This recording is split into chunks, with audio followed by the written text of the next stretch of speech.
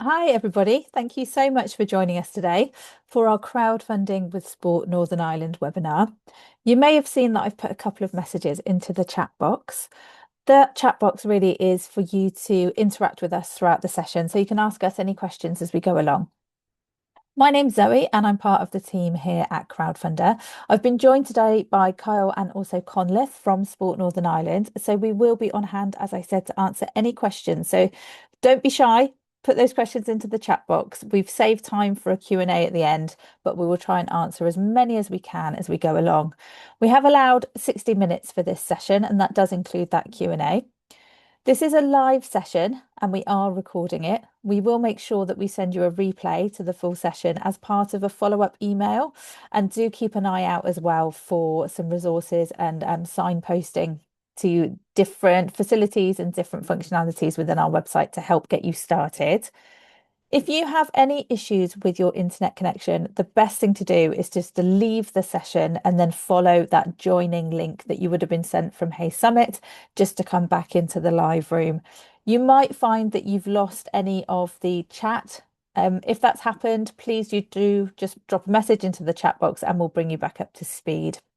Now, if you find that our videos are sitting across the slide, you can't quite see the content, please do head up to the right-hand side of your screen and select side by side speaker view, and that will remove our panelist videos from that slide. Okay, let's get started then. So, what is crowdfunding? For some of you, it might be a completely new concept. You might be familiar with the idea of going out and raising money from your community. I'm sure you're all very kind of well practiced in doing that. And that is essentially all crowdfunding is, but just in a digital format. So, crowdfunder.co.uk is one of the country's leading crowdfunding platforms. We are UK based. We're a relatively small organisation, but we have managed to have a big impact in the time that we've been around. So Crowdfunder UK has been in operation now for around 14, going on 15 years. And within that time, we've managed to help distribute match funding to different organisations, but also supported different clubs, community groups, individuals, charities to raise huge amounts of money across the country.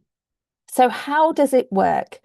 Essentially, broken down into a few steps, the first thing that you'd be doing is setting up a crowdfunding campaign page or a fundraising page. That's your opportunity to let your supporters or your crowd know all about you. So, who are you? A little bit of maybe history around your project, your organization, or your club. Talking about your fundraising needs. So, what is it that you need to raise money for? How much is it that you do need to raise? Maybe there's certain time frames that you need to raise that within. So you have complete control of how much you're trying to raise, how long you need to raise it, and then of course you can populate that page with some really engaging content. You can add pictures, you can add videos, things that are going to really help to get your message across to your audience. You will then need to spread the word. So you need to promote your crowdfunding page to your audience. We've got some great hints and tips on how you can do that effectively on our website, and we'll touch on some of that today as well. But ultimately, it does come down to yourselves to kind of self-promote, self-market your campaign. And that can sound daunting, but actually can be one of the most rewarding parts of crowdfunding, along with, of course, that financial raise. It can be lovely when you start seeing not only those donations coming through, but the comments of support. Quite often we see relationships build as well with maybe the local business community or individuals within your network that are able to offer, gifts in kind. So whether that's rewards that they can offer to your page, or maybe their time to come and volunteer and help you with your project delivery. So it can be a great way to actually build relationships and strengthen relationships within your community. There is a huge amount of support available to help you to do this successfully. So we do encourage you to reach out to us, engage with us with our online events and also with our website, where there's loads of different support. And also, the team at Sport Northern Ireland as well, who are pros at crowdfunding and what it takes. So any questions about the fund itself, I know that they'll be more than happy to advise and support there. And then they do have that crowdfunding knowledge as well, and they can always signpost you to ourselves wherever needed too. And then, of course, When you've raised the money that you are aiming for, when you've raised your money and your crowdfunding campaign has closed, you can then either, deliver on those rewards that you might have listed or really start getting your project underway. And you normally receive the money that you've raised at the close of your crowdfunder within around 5 to 7 days, the money that you've raised from your community. So it can be a really quick way to actually get that money into your bank accounts and start actioning your projects. I did mention there about those relationships and actually that it's more than just a financial raise when it comes to crowdfunding. And this slide is just a bit of an overview of some of those additional benefits that we see projects benefiting from when they actually run a crowdfunding campaign. It is very supporter and public facing, which again can feel quite daunting. But the benefits that come with doing it in that way really outweigh any of that kind of overwhelm, if you like. It's quite common for people to maybe apply for grants behind closed doors or to do in-house fundraising where you're running, quiz nights, raffle nights for your existing membership and for your core audience. This really encourages you to step out of that comfort zone a little bit, which can be quite scary. But as I mentioned, those benefits can really outweigh that feeling of kind of unease. Some of those benefits are a sense of validation. So, actually building confidence in your own ideas, actually seeing if there's an appetite for what you're trying to achieve. So, it can be a brilliant way, a low risk way of understanding if what you are trying to raise money for is actually needed within your membership or within your community. Can help to build awareness around what you're doing, of course, your project, but also around you as an organization or as a club or a group. It's a brilliant way for you to, as I mentioned, tell your story and actually connect with audiences that don't already know about you. That can help to increase your potential audience going forward in your supporter network, not only for future fundraising activity, but actually encouraging people to come along and get involved, maybe try the sport or the physical activity for the first time, maybe build upon those relationships with different community groups or schools. And each person that does donate to your campaign will naturally become an advocate of yours. So, sharing regular updates to your page to build and maintain that engagement with your supporters is going to help them to feel part of this journey with you. And they will go on to talk about you as an organization, or a group. They will also potentially go on to share your crowdfunder with their network. So, again, you're organically building this bigger network of supporters. You'll probably learn some new skills, and that's where we come in. We've got all of those resources on hand to help you to do this successfully. And a lot of those skills can be transferred into different areas of the organization or of the group. So things like creating that engaging content for your campaign page, that can really help you to strengthen things like a newsletter that you might be sending out. Once you kind of understand what might resonate well with somebody reading that page, that might help you to kind of reformat or enhance your newsletters, encouraging you to go and network outside of your immediate kind of community, so your immediate beneficiaries or your members. That can be really confidence building, helping you to then go out and actually strengthen those networking opportunities, go and speak to local businesses and think about that mutual kind of offer that you might be able to bring to them. So things like maybe you have a reward on your page, which might be a sponsorship offer. And that might be something that you can then go out and speak to your local business about, or them actually offering a reward for your page. It can help break the ice with those different conversations. And then there's the extra funding or match funding, as we have now changed the name to make it a little bit more simplified, where we work with different organisations, corporations, local authorities across the country to offer essentially match funding towards your target. And we have around £10 million, maybe more now, in potential match funding opportunities. It will be based on your location, your type of organisation, and of course your project aims. But it's always worth looking at the different match funding opportunities that your project could be eligible for. And it's a really simplified way of doing that, in the sense that our website, our platform essentially works as a matchmaking service. And so we will match you with any of our partners that we think your project could be eligible for, based on obviously the information that you've been inputting when putting that page together. So, why does crowdfunding, especially for sport and physical activity, work so well? And there's actually a few things that you all have already in your armory that make you a brilliant project. Things like having a ready-made crowd. So you will already have people, no doubt, engaging with you, whether that's people taking part in your physical activity, whether that's a group of volunteers around you that are helping with project delivery. You already have a group of people who have that shared passion that want to see that succeed. So make sure that you're communicating with them as part of your core audience. You'll probably be able to work in a team. We always recommend if you can do that, that's a really strong place to be. It's great to have different ideas and different voices and just feedback on different parts of the campaign as well. You might be somebody trying to do this on your own. It's not impossible. Of course, you can do it. But even if you don't have, a group of teammates or a group of volunteers around you, from the organisation or from the group, maybe try and reach out to a few friends or family just to see if they can help input into that page, give you some feedback, and maybe you can ask some jobs of them, things like sharing on their networks and all of those types of things. If you can create a bit of a team, it definitely makes it a little bit easier. No doubt you'll be known in the community as well. Often, physical activity organisations or sports clubs tend to be a hub for the community. That's really going to help you going forward. You might even have capacity to run things like fundraising challenges or activities, and that's things that you can link to your crowdfunding campaign page as well. You'll have a network, and that's going to be members, that's going to be people working with the organization, it's going to be school groups, communities that come and engage with you. They're going to be useful not only for things like offering rewards, but then also for sharing your page into their networks as well, really helping to build your crowd and your kind of supporter network organically. You might even have some local celebrity or national celebrities that possibly have come through the ranks of your organization or are really pivotal in your sport or physical activity and would potentially support you with something like a reshare onto their into their networks, and that alumni as well that have come through the ranks. And please, wherever possible, champion your community impact. So be really clear about that on your campaign page.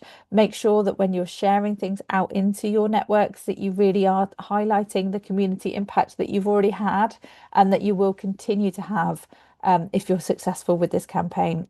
You need to make it about not only your core beneficiaries, so that might be members, that might be participants, but also that ripple effect that we know engaging in sport and physical activity has, and also the different things that you might do within the community. And that might be, fundraising on behalf of different charities, that might be having community days, that might be going into local schools and offering coaching sessions. Whatever it is that you already do, highlight it, champion it, and talk about, the effect that the money raised is going to have on the wider community as well. Just to highlight those funds that I mentioned there, this is a snapshot of some of the funders, some of the partners that we've worked with. You can find all of the live funds on our website. I do encourage everybody to take a quick look when they can, see what they could be matched with, and think about their project and how they might highlight those requirements, if you like, of the fund into an application and onto their page. I mentioned that matchmaking service. So when you're putting your page together, what you'll see is that you will actually be matched with a fund or multiple funds, and you can apply for any of those funds through your dashboard of your project page. When you do that, you'll be prompted to actually complete an application form that will be sent to our funding partners, and they will review that, moderate that, and give you an answer in a timely fashion, and you'll be able to communicate directly with them as well. I'd like to welcome Carl Robinson from Sport Northern Ireland onto the call so that he can actually talk through the Creating Opportunities Fund, which is a brilliant funding opportunity from Sport Northern Ireland. Hi, Kyle. Thank you so much for joining us. Hi Zoe, how are you? Very well, thank you. I'm going to Good. hand over to you. I'm driving the slide, so if I'm too slow or too fast, give me a nudge, but I'll turn my camera and my mic off and hand over to you.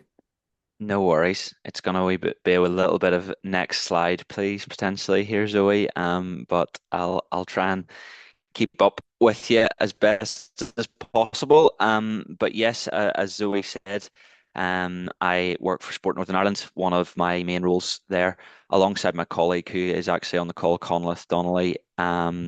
We run the Creating Opportunities Fund for Sport NI, which is done through crowdfunding. And as it clearly shows there, you can get 50% match funding up to a maximum of £5,000.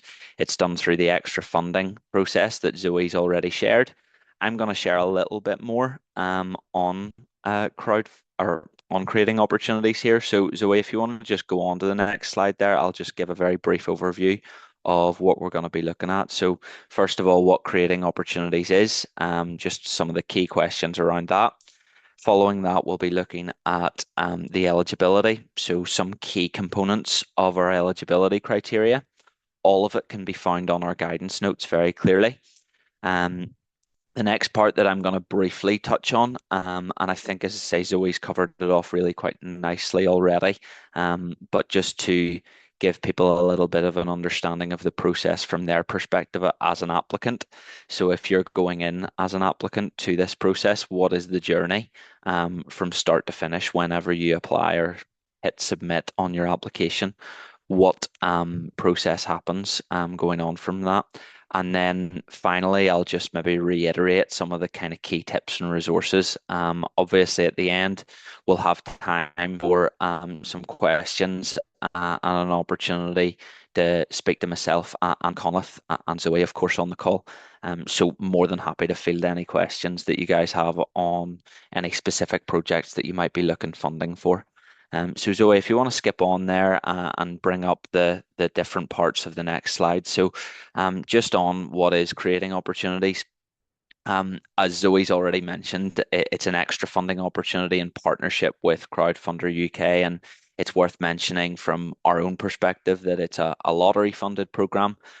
We have funding from the National Lottery from last financial year into this financial year and then again next financial year. So it's a 3-year program that we're doing in partnership with Crowdfunder from National Lottery Investment.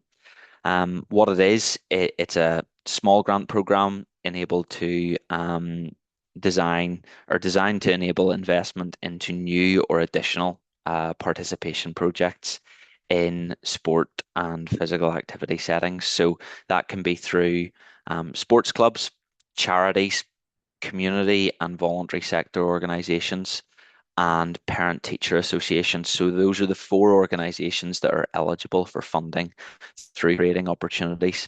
Its aim and the core focus of the programme is to create opportunities to level the playing field. So whenever I say that, I mean reaching underrepresented groups in sport and physical activity and giving them opportunities to take part in sport and physical activity in your different settings.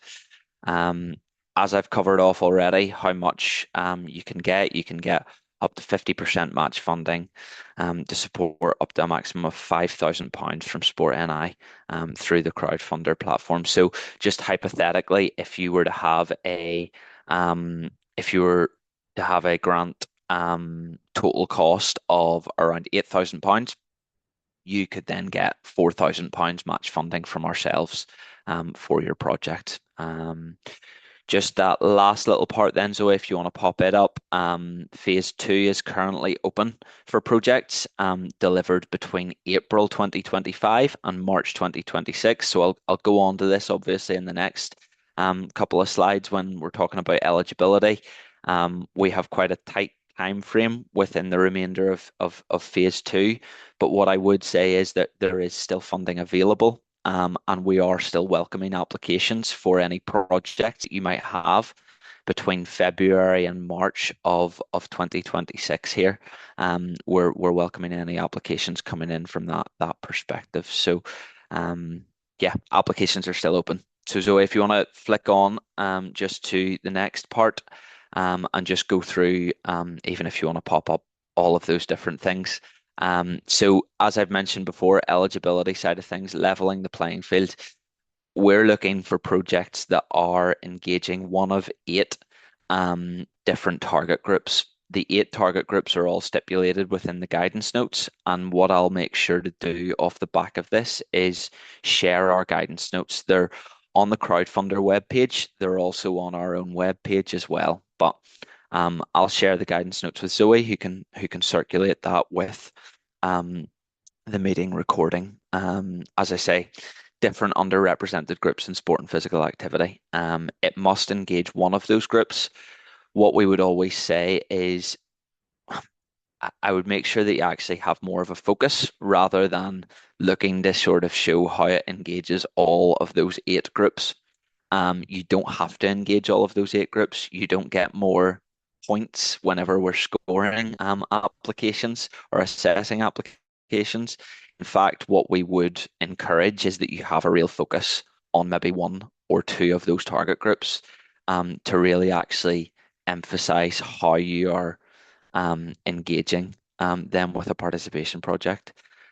Projects must be new or additional and not for delivery of normal day-to-day club activity. Again, this is an important element of eligibility and sometimes something that clubs and organisations might slip up on slightly.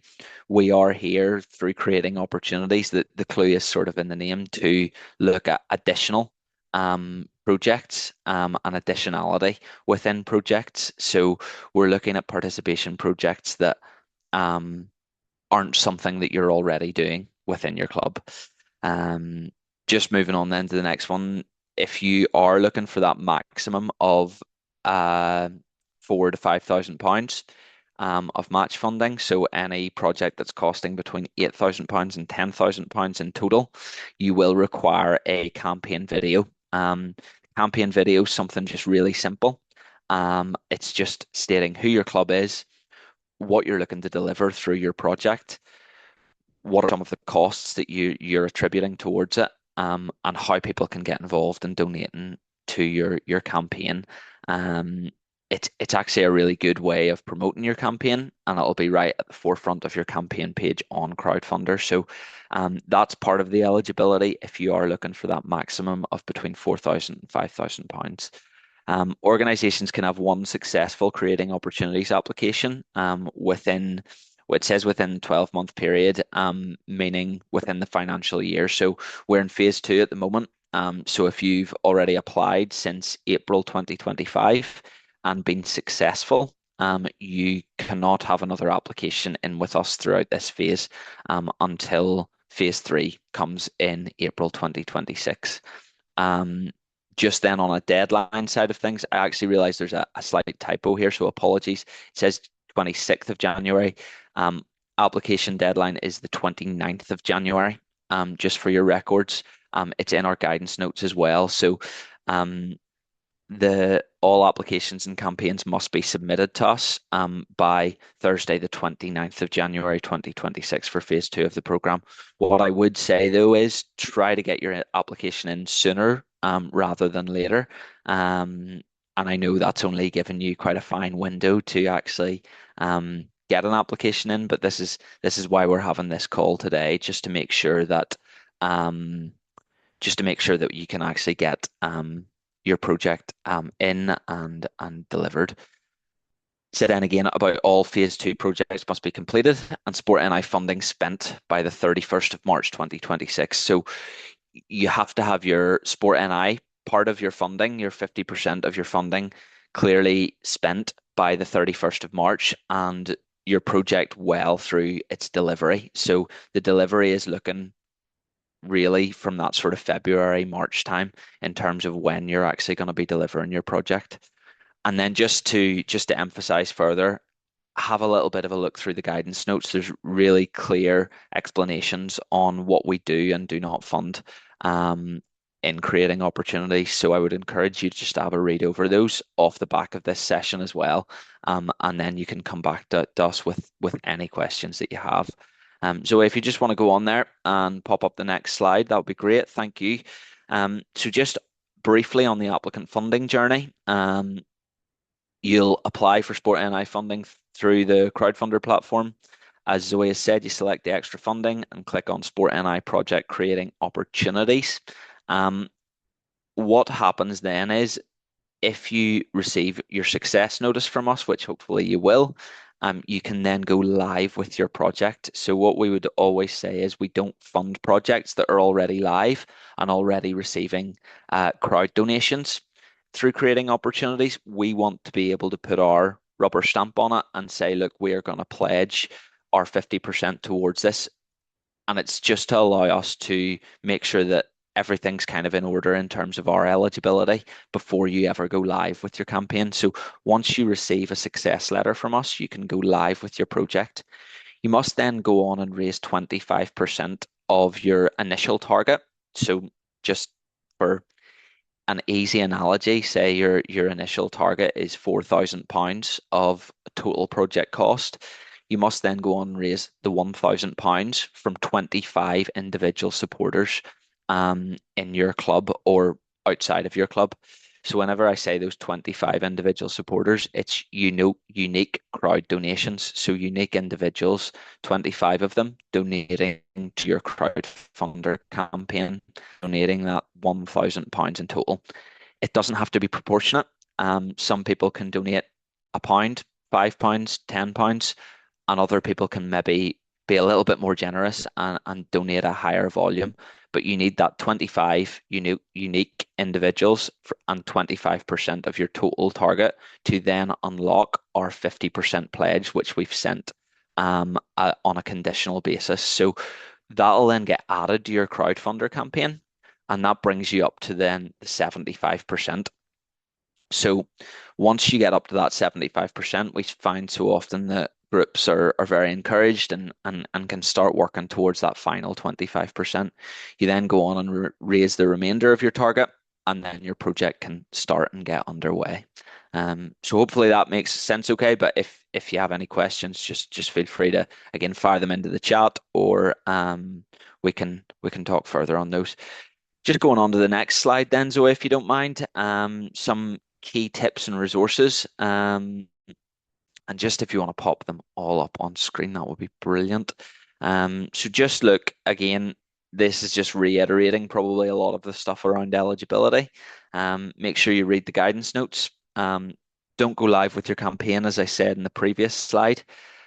Community-based rewards. So this is something that we have unique to sort of our crowdfunder programs, and we encourage that we actually ask that all clubs have at least two community-based rewards within their campaign page. So the rewards are really easy to add on Crowdfunder, but basically what they are in community-based definition is that it's looking outside the four walls of your club. So are there any local businesses, even some of your local sponsors, that can get on board and give you maybe a 10% voucher, 50% discount, £10 off a local shop, whatever it may be. And you basically add those rewards onto your page. And then whenever we're assessing your campaign page, we'll see whether groups have a minimum of two community-based rewards. If you don't, we'll go back to you and ask you to include them before approval. But it's a really nice element to campaign pages, and we found that it quite often encourages people in your wider community to actually get involved in donating to your campaign page.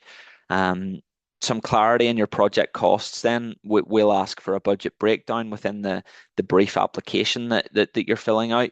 What I would always suggest is you itemize things as best as possible, give a really clear breakdown in what you're looking to spend, and that just gives us a bit of reassurance to ultimately where our investment is going into, but also it gives us a bit of an understanding of, yes, these things are all eligible for us to get behind. Make sure that your project's new and additional. I'm going to sound like a broken record when I say that, but as best as possible, you need to ensure that you're adding some form of new project or additional project to what you're already delivering. Make sure that you're fitting within our eligible time frame for spend. And then last of all, just the project videos, as I've suggested before, make sure that you have a project video if you're looking for between that 4 and 5K match funding. As it says just there on the right hand side as well, there's the Crowdfunder Knowledge Hub available, which gives you really clear guidance on how to formulate your campaign as best as possible. We also have our own web page, as well as our Creating Opportunities email address. If you want to pop that up there, so I think it's just on the next little bit of this slide. Um, and then last of all, we also have a how-to guide on our web page as well. So it gives you a little bit of an understanding on the step-by-step process that I was talking about. Gives you some really good live examples of projects that we funded in the past as well, to give you an understanding of how maybe the campaign pages might look if you're formulating one yourself. So yeah, I think that's us mainly. If you just want to move on to the next page, Zoe, and I'll hand back over to you and hopefully take some questions maybe at the end if that works best for you, Zoe. Thank you, Carl. That was really informative. I did see some bits coming into the chat. Maybe we'll hang on to those for the Yeah, Q&A and bring Conleth in as well at the end. Thank brilliant. you so much. We'll see you shortly. Thank you. Just to reiterate then, in terms of that match funding from Sport Northern Ireland, just to make everyone super aware that there is that initial milestone that you'll need to work towards once you've been approved. So in an ideal scenario, your project is matched with Sport Northern Ireland Creating Opportunities. You put in that application through your project dashboard whilst your campaign page is in draft. So before you go live, you receive that approval from Sport Northern Ireland and you can go live with your crowdfunding page. You were then tasked with raising 25% of your initial target from those 25 unique supporters. At that point, you will see a pledge from Sport Northern Ireland land on your page, and the amount that you've raised leaps up towards your target. And you are then tasked with going back out to your community and raising the remainder of the amount that you need to hit your initial target, so 100% of your target, in order to secure all of the money that you've raised, including that pledge from Sport Northern Ireland. Now, if you do have some time left on your campaign, you've not reached your deadline yet, you can, of course, continue to raise money. And we would encourage you to set an additional target. So, something we like to call a stretch target, which is another goal to aim for. It's going to be another target, and you can always add a little bit of copy into your stretch target, letting people know what you're going to spend those additional funds on. And that might be enhancing the project that you're raising money for with your fundraising page or with your fundraising activity. It could also be something slightly different. Maybe it's going to start looking at phase two of that project, or there are different areas that you could also be raising money for, and you might want your stretch target to go towards that. So have a little think of those, additional fundraising goals as well. We always encourage people wherever possible to think about the minimum that they need to get their project or their idea off the ground. That would be your initial target. And then kind of all of the wish list items, if you like, they're not the essentials to get your project happening, but they would just take it to that extra level that may well be part of your stretch target. Okay, so we've talked about the importance of storytelling. We've talked about those additional benefits, and obviously the match funding when it comes to crowdfunding. One thing that comes up quite a lot is actually the challenge of connecting with your crowd. So I just want to give you a bit of an overview of some of the hints and tips that we have that we know works in order to actually resonate with a crowd and engage a group of people to get them donating to you. The first thing to do is actually understand who your audience is. It can be really tempting to set up a crowdfunding page and then just put multiple social media posts out there and hope that they land. Some of them might, the majority of them won't. And the reason for that is that they're not particularly targeted and they're not particularly personalized. The best thing to be doing is thinking about your audience as a whole and breaking it into some smaller groups of people to make it more manageable. So you can see on the slide here, you've got a little bit of a kind of diagram of your possible supporters, and that's broken it up into different groups. So friends and family, local businesses, educational venues, so that's local schools, colleges, of course, existing customers or supporters. Now, that might be existing members or participants, beneficiaries. It might also think about people like suppliers as well within that, people that you've already got those kind of professional contacts with, and people that would potentially support the organisation or support the project because they have that kind of close link with yourselves. Also think about local organisations, community organisations, charities that may well benefit from your projects as well.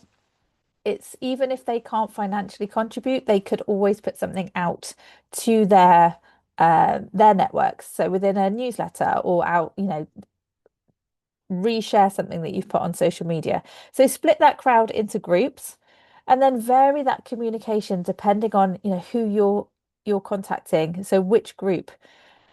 How are you going to speak to your friends and family about this particular project, this crowdfunding campaign? I imagine it's going to be face to face or on the phone, or maybe you've got a family WhatsApp group. Pop it in there. Don't just tag them into a group email where you're not even putting first names at the top of an email. Try not to suddenly just communicate with people in a blanket kind of non-personalized way. With local businesses, you might well go and have a conversation in person. You might take some flyers or some posters round. With the local schools, it could be seeing if you can get contacts for the parent teacher groups or the friends of groups where they might be able to help you with some fundraising. And then how you're telling your story to those groups of people matters as well. So, what is it about your project and your message that best resonates with each group of people? Your friends and family may well back the project and make a donation because they believe in you and your ideas and they know how passionate you are about this particular project. For the local schools, it might be that actually you will offer to go in and do some coaching, or you might be able to run some kind of fundraising event on site at the school, which would be a brilliant thing for them to get involved in. It could be that you have capacity to do some kind of school, after school club type sessions within your organization. So, what is going to be the thing that actually incentivize that group of people to get behind your crowdfunding campaign and lead with that? That is kind of your priority when it comes to communication. That's going to be the hook that helps people to really understand what it is that not only is helping you raise money, but also might be mutually beneficial for them as well. And keeping those supporters in the loop, as we talked about right at the beginning, posting those regular updates to your page, reaching back out to these groups of people. If you've not heard from them, you've not had pledges for them, or if you have, going back and thanking them for their support. People really do want to feel as if they're on this journey with you and they're part of this fundraising activity and part of the success of the project overall. You want to think about it as community collaboration wherever possible.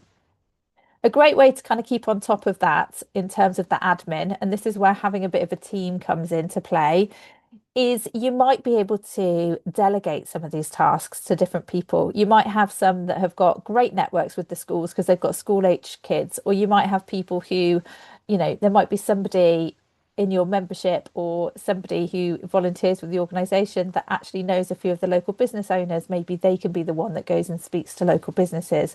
So think about delegating some of this communication out if possible. And a way that you can keep tabs on that is just by creating a simple spreadsheet or something similar where you can list those different audiences, those different groups of people. You can have a think about the best way to communicate with each of those groups, and then you can have a bit of a status update so everybody knows what's going on. This can be done within the planning stages of your campaign, so before you go live. And although it seems like a lot of admin, what will really be helpful for you is that then when you have a live campaign, you're not constantly trying to think while the clock is ticking how to communicate with people. Who do we reach out to? I don't know where to start. We've been live for a couple of weeks and we've not seen those donations come through. What do we do? If you've already done this part, which is probably the most challenging, you'll be able to refer back to this table and go, okay, well, we did actually go and speak to the manager of the local leisure centre. We did drop off some flyers, but we've not seen much coming in from that. So let's just go back and speak to them again. Have they run out of flyers? Has anybody taken them? Do we need to think about a different tactic to engage with those that are going to the local leisure centre? It just helps you to formulate a bit of a strategy when things aren't working, but then also when they are, you can kind of replicate that in different areas, or you can go back to that group, thank them for their support, and then see how you can enhance that going forward.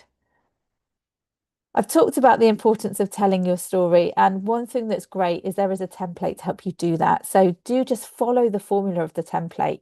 Maybe replace the headers such as who are we or community impact with something that is a bit more relevant to your particular project.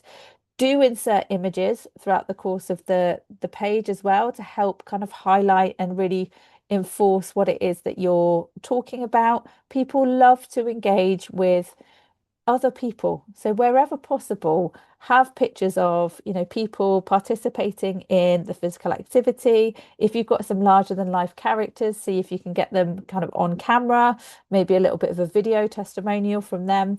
Try and always have that human interest point with your page wherever possible. People like to connect with people, so they'll want to see the personality of the organization. They'll want to understand the importance and the passion behind it as well.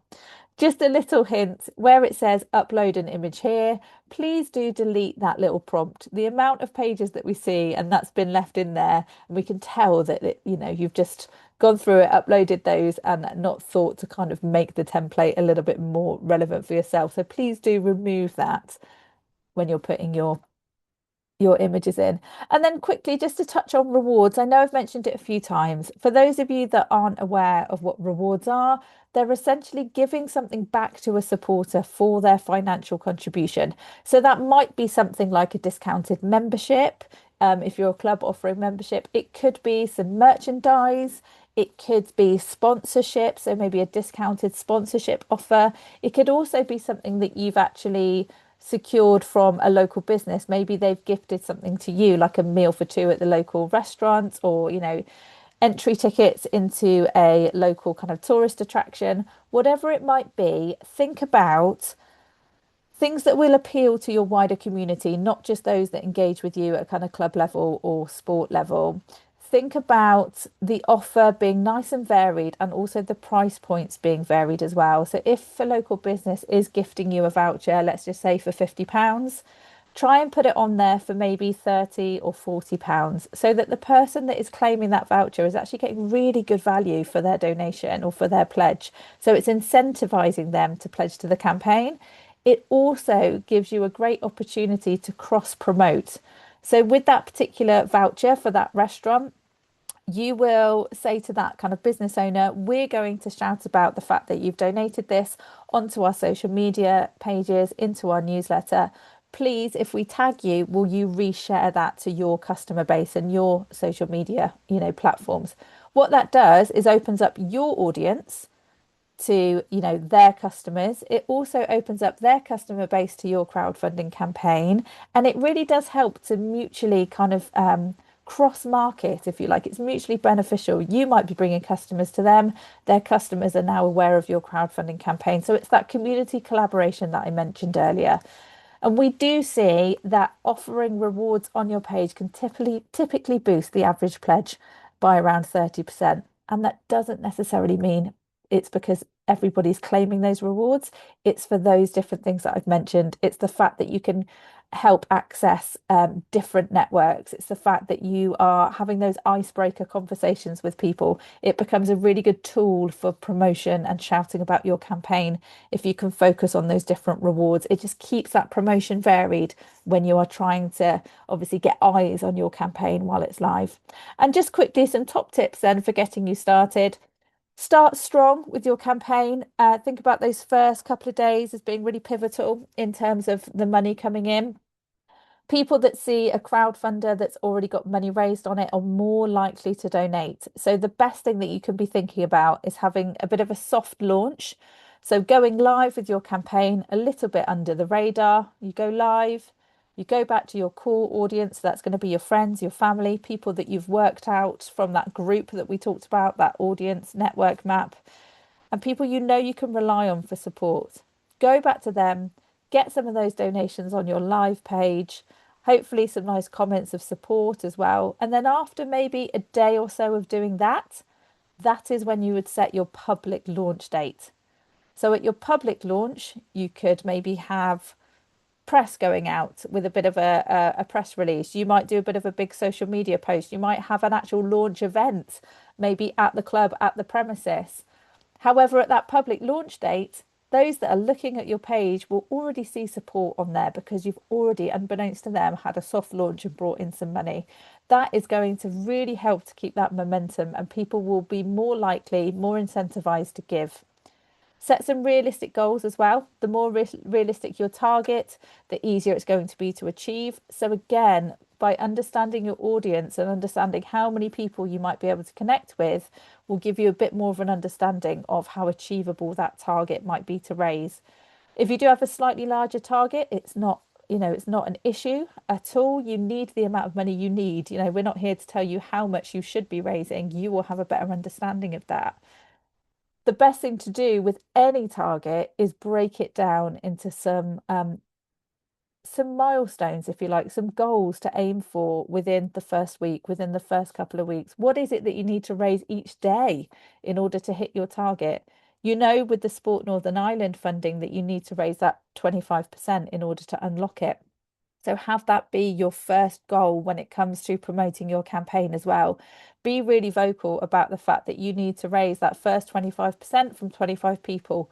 What is that monetary value? We would need to raise X amount of money from 25 people in order to unlock this funding from Northern Ireland. That needs to be your driver initially. And then what's your next milestone? What's your next goal? Telling your story and incorporating visuals, so making sure that you've got that really strong page that people can really get an understanding of who you are and what you're all about really easily.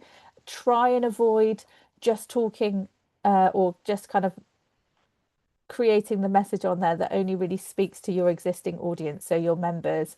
Think about your page having a really quite kind of friendly narrative, if you like, but maybe with somebody, a conversation with somebody you've not seen for a while. So they know you, but they don't really know much about what you've been up to for the last, I don't know, 10 years. So fill them in on the backstory of the organisation. Keep it conversational. Make sure it speaks to a wider community as well as your existing core kind of membership or participants. That's going to help you to resonate with those audiences beyond your existing members. Okay. And be authentic. So make sure you are showing your personality with every aspect of your campaign. People really want to understand the people behind the projects, and then staying connected. I've mentioned that a few times. So keeping people in the loop, going back and thanking them for their support, posting updates to your page, and that can be celebrating those milestones you've achieved. It could be talking about things that are happening outside of the crowdfunder as well. So what have you been taking part in as an organization or a club? Has there been any fixtures that you would like to put on there?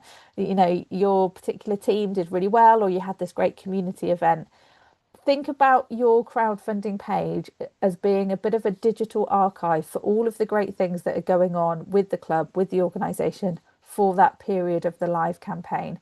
You can then use that to potentially unlock future funding. So you can always share a previous crowdfunding page into, a future funding bid.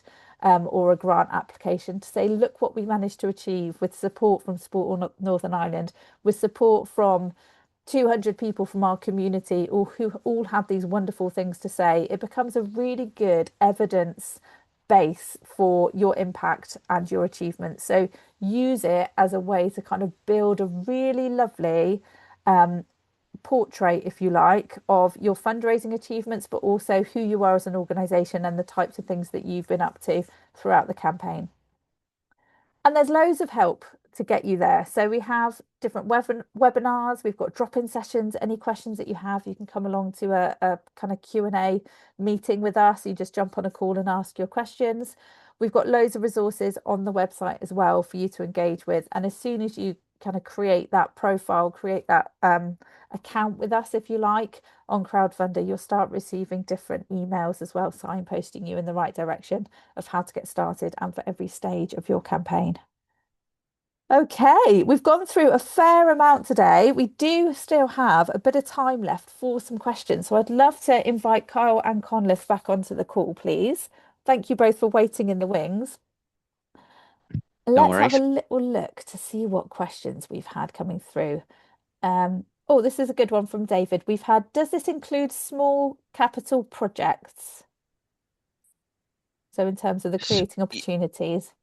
Yep, I'll go for this one. So yes, there is a capital element that you can spend on, but we're not looking at facility upgrades as such, projects that require um statutory approval, things like that. What I would say you're looking for is things that are attached to a participation project. So small, capital items of equipment, maybe minor capital works that are improving,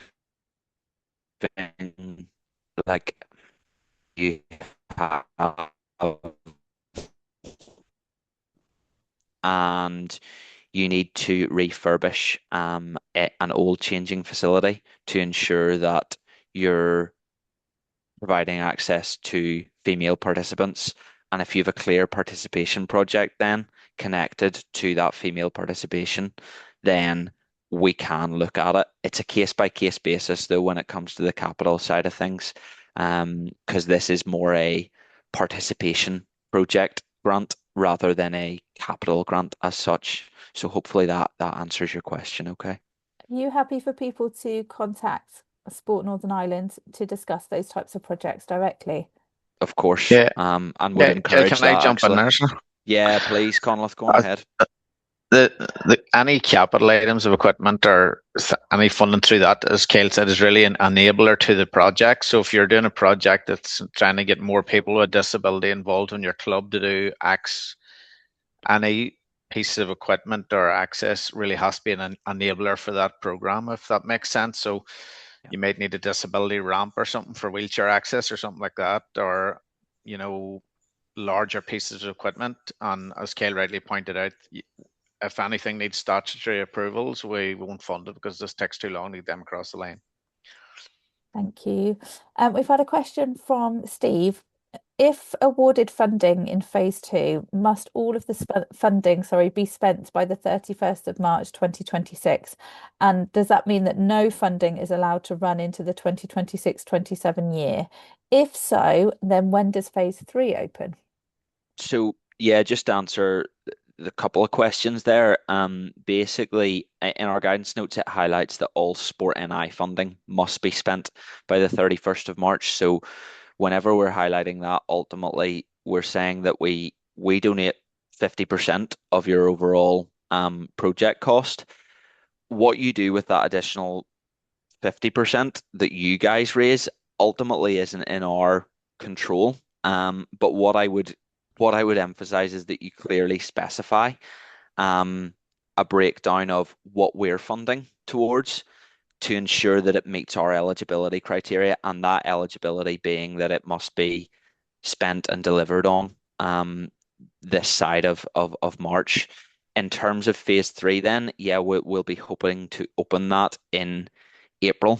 So again, an approach that we've kind of been encouraging or suggesting to groups that are coming in probably in this rather sort of the final quarter, I suppose, of this financial year is could you potentially do a from February and March time of this year, and then could you look at maybe a larger project then in phase three? But this would at least allow you to dip your toes in the water and have a look at crowdfunding if you've not looked at it before, and avail of our extra funding opportunity, maybe in a smaller scale and then in a larger scale going forward. Conleth, do you have anything to add to that side of one? No, that's fine. Hank. Yeah, The second part of the question about phase three, or we hope we will be opening in April yeah. for phase three, but you must have all your projects closed down from the year before you can reapply to us. Brilliant, thank you. You mentioned, Kyle, about the campaign video, needing to feature a campaign video with certain size kind of targets and asks from the fund. Does that campaign video, this is from Kashini, does that campaign video need to form part of the application when it's submitted?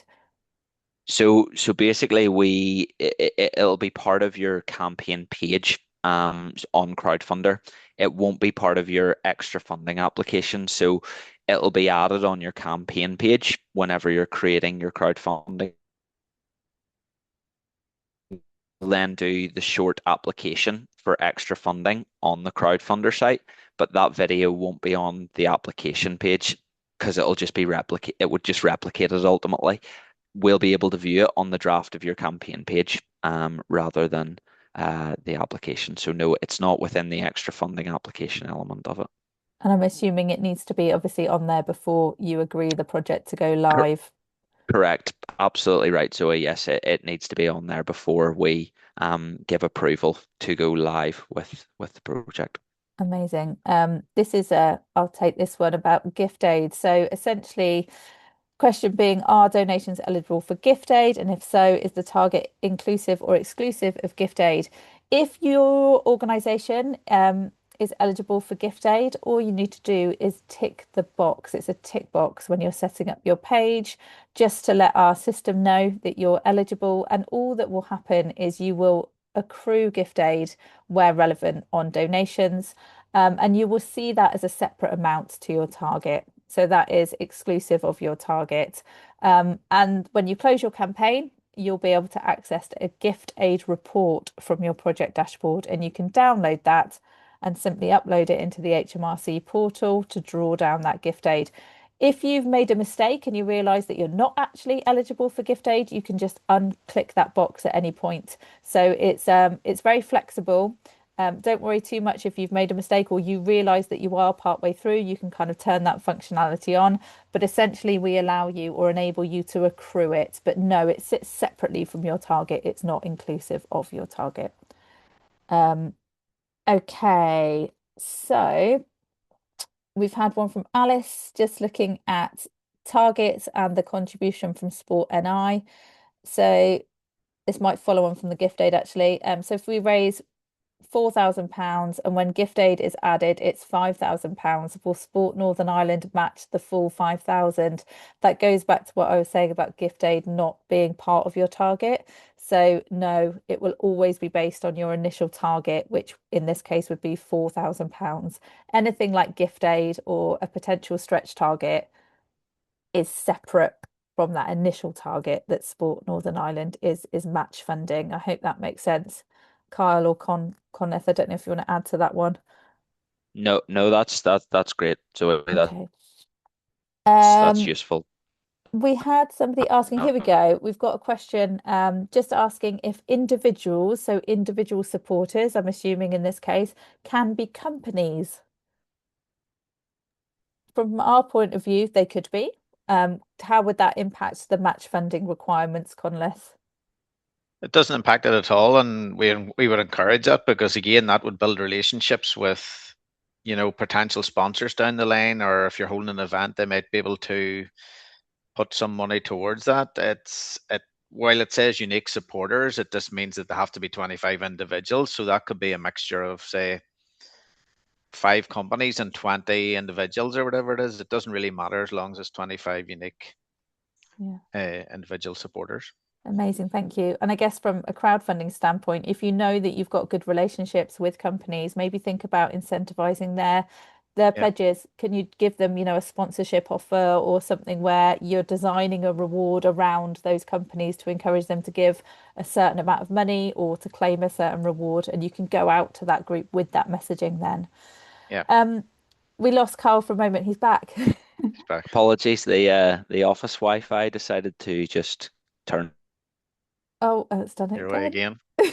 It's that time of year. It's January. Blame everything on January. Yeah. We've just got two more questions. I know we're at 1 o'clock, but we did start a few minutes later. So let's add these in. One from David. Can we give a deposit to a contractor upfront to meet the March 31st deadline for the spend? That's a firm shake of the head from Conleth there.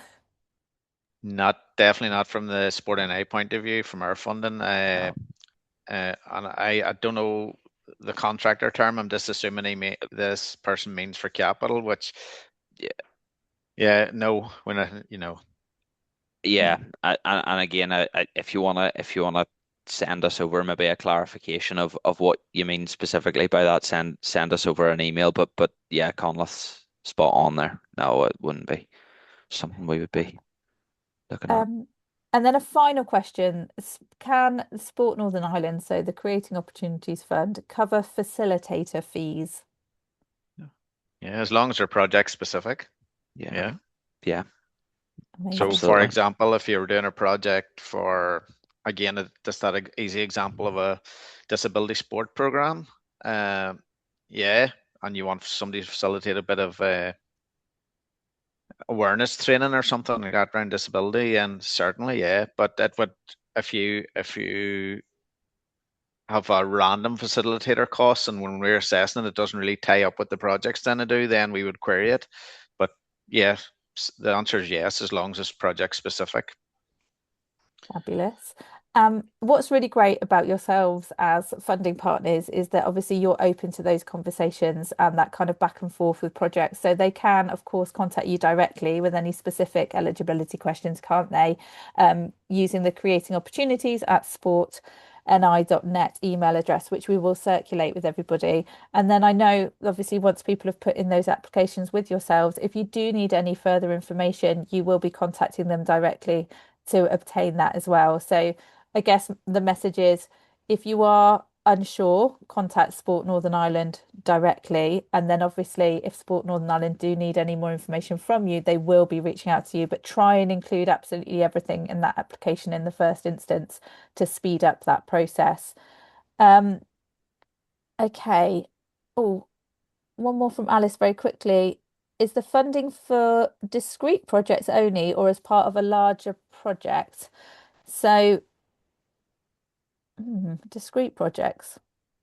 I I'm not think sure. that I read that question. I think that means, I'm assuming what it means is that a club is going to do a project worth, say, £50,000, and they want this money to go as partnership funding towards that.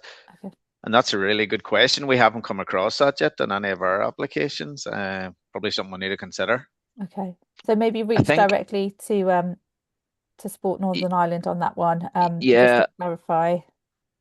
I suppose if you're clearly stipulating what element of the project we're If we run a funding, and fund, yeah. again, and that's, I suppose that's nearly like a micro project within a larger project. As long as you're clearly stipulating that, I don't think we should have an issue with it. But yeah, Conleth's right. It's a good question, and be keen to hear the idea if you want to send us over an email in relation to it.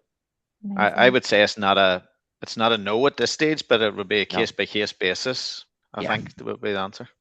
definitely. Thank you. Thank you so much both for joining me today. It's been really informative, and I hope everybody on the call has got some food for thought as well, and have capacity to put in those applications ASAP, get them in before the end of January. Thank you, Conleth and Carl, for joining me today. Thank all of you as well for giving up probably your lunch times to spend with us. Just a few next steps for you then. Obviously, adding that project onto Crowdfunder, having a look at those match funds that you could have been, matched with and eligible for. Hopefully, one of those is the Creating Opportunities Fund, and putting in that application before the 29th. Having that approval, fingers crossed, and then going on to launch that project. Start telling your crowd all about your amazing crowdfunding efforts and raising those funds.